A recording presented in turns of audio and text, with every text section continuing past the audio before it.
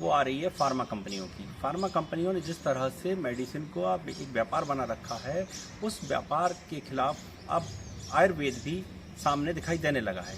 क्योंकि अभी तक एलोपैथी की किसी से प्रतियोगिता नहीं थी, अब एलोपैथी की प्रतियोगिता आयुर्वेद से होने जा रही है। आयुर्वेद से प्रतियोगिता होने के चलते ये पूरा विवाद का जो मसला सामने आ रहा है, वो आयुर्वेद एलोपैथी को उसी की भाषा में जवाब दे रहा है, इसलिए ये विवाद की मूल जड़ दिखाई दे रही है।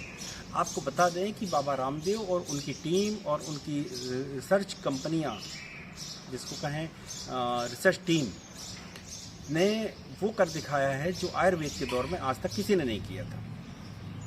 आपको पता होगा कि आयुर्वेद की भारत में कई कंपनियां थी, जैसे डाबर है, हिमालय है या हमदर्द है। ये कंपनियां कई सालों से आयुर्वेद के नाम पर अपने प्रोडक्ट बेचती चली आ रही थी। इतना ही नहीं, प्रोडक्ट बेचने के साथ साथ आयुर्वेद का जो धंधा था वो एक मतलब देसी दवा के तौर पर इसका देखा जा रहा था। लेकिन जब से पतंजलि आई है और दिव्या फार्मेसी उन्होंने अपनी कंपनी बनाकर इसको मार्केट में लेके आए हैं, और उसके बाद से इसमें आयुर्वेद के प्रति लोगों का रुझान फिर से बढ़ा है।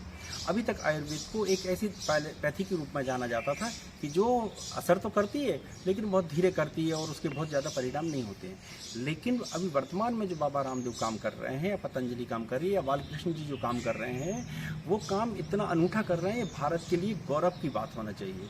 लेकिन वो गौरव की बात तो ना होकर एक विवाद भारत इन लोगों के प्रति दिखाई दे रहा है।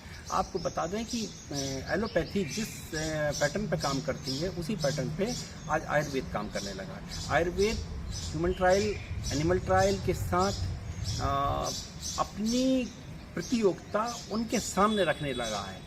आज एलोपैथी की जैसे दवा इंस्टेंट काम करती है, उसी तरह से आयुर्वेद की दवाएं भी इंस्टेंट काम करने लगी हैं।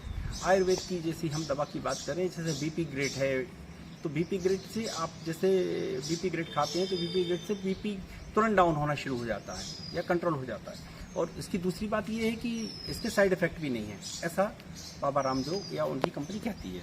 क्योंकि अभी तक इस दवा को फूड सप्लीमेंट्री के रूप में उपयोग किया जाता था, लेकिन अब जो है ये एक मेडिसिन के रूप में उभर कर आ रही है। और इतना ही नहीं, देश ही नहीं पूरे विदेशों में इसका प्रचार होने लगा है, लोग इसके प्रति जागरूक होने लगे और इसकी मार्केटिंग बहुत अच्छे से होने लगी है।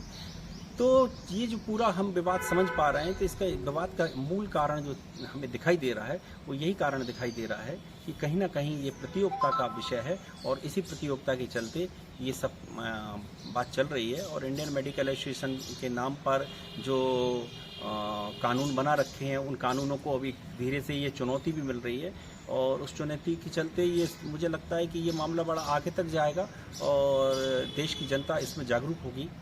और सबसे बड़ी बात तो ये है कि भारत के लिए बड़ा गौरव का पल है कि एक भारत के एक सन्यासी ने वो कर दिखाया जो करने के लिए बड़ी बड़ी कंपनियां नहीं कर सकती, या जो कहना चाहिए कि उद्योग घराने हैं वो काम नहीं कर पाए, वो एक सन्यासी ने करके दिखाया। ये भारत के लिए गौरव की बात है। और भारत की दवाएं आज पूरे विश्व में के मार्केट में कहीं ना कहीं टक्कर देने की स्थिति में खड़ी हैं। पतंजलि ने वो करके दिखाया हुआ है। तीसरे एपिसोड के लिए फिर से मिलूंगा मैं, तब तक के लिए नमस्कार।